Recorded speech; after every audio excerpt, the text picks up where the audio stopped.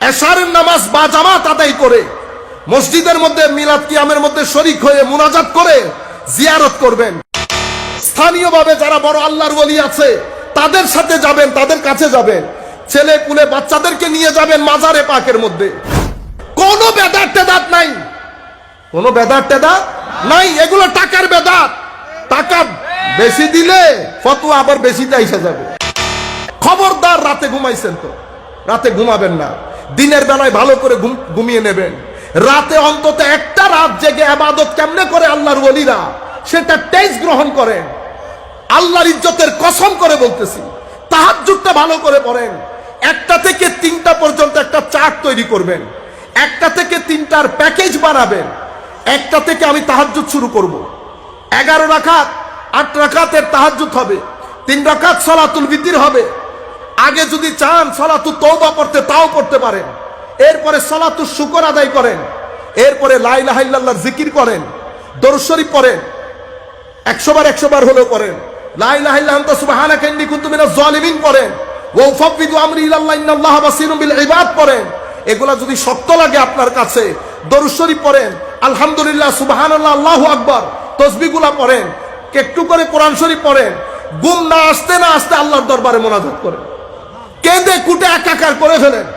কান্না না আসলেও অন্তত আধা ঘন্টা আল্লাহর দরবারে চান। মনে রাখবেন, আমার আল্লাহ যদি আমাদের চেয়ে বড় বড় লোক যারা এই রাস্তায় ছিল না, আমার আল্লাহ তাদেরকে কাউকে বিশির আল হাফি করেছে, কাকে ফুদাইল ইবনে ইয়াস করেছে। আপনি কল্পনাও করতে পারবেন না কোন কোন ব্যক্তিকে কোন কোন জায়গা থেকে তুলে কোন জায়গার মধ্যে পৌঁছেছে আমার আল্লাহ। বুঝতে পেরেছেন? আল্লাহর রহমতের সময়ও তখন রহমতে, আল্লাহর রহমত কামনা করেন। এবং অবশ্যই এশারের নামাজ বা জামাত আদায় করে মসজিদের মধ্যে মিলাদ কিয়ামের মধ্যে শরীক হয়ে মুনাজাত করে জিয়ারত করবেন।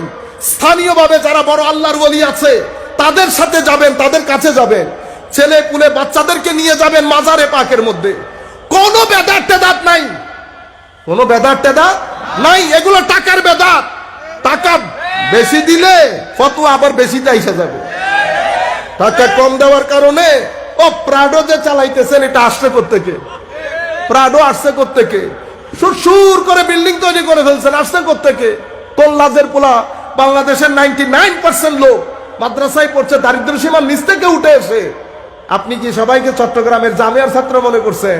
চট্টগ্রামের নেসারিয়ার ছাত্র, হুজুর আল্লামা মাজলুল হক আল কাদেরী মাদ্রাসার ছাত্র। এখানে তো খাতে পিতে করা না।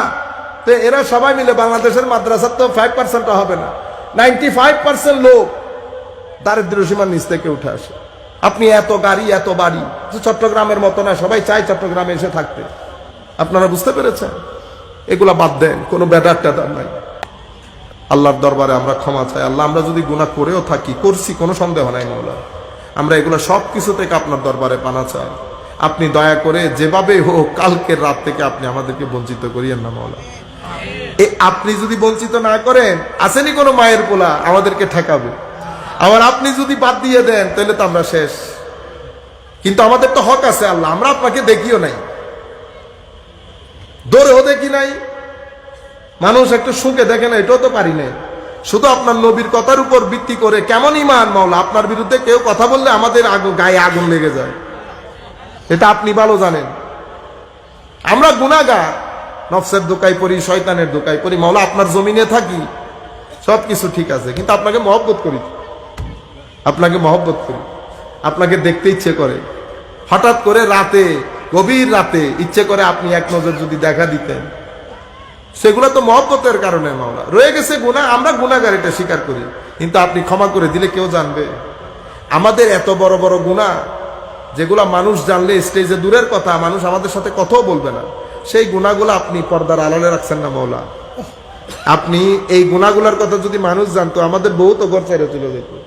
কিন্তু আপনার মহব্বতের কারণে, আপনার কারণেই তো হয়েছে মাওলা। তো যেই গুনাহ আপনি কভার করে আমাদেরকে সম্মানিত করতে পারছেন, সহ্য করে, আমাদের গুনাহ সহ্য করে, সেম আমাদের গুনাহ সহ্য করে কালকে যদি আমাদের সব ভাইদেরকে মাফ করে দেন, আমাদের আত্মীয় স্বজন, আমাদের শত্রুদেরকে মাফ করে দেন মাওলা। কেউ যেন আল্লাহ আপনার এই মহান আজিম রাত থেকে কেউ যেন বঞ্চিত না হয় আল্লাহ। সবাইকে ক্ষমা করে দেন। আমরা আপনার দরবারে বিনীত আরজ করছি, প্রার্থনা করছি, আপনার কুদরতির কদমে সিজদা দিয়ে প্রার্থনা করছি, আল্লাহ আমাদেরকে ক্ষমা করে দেন।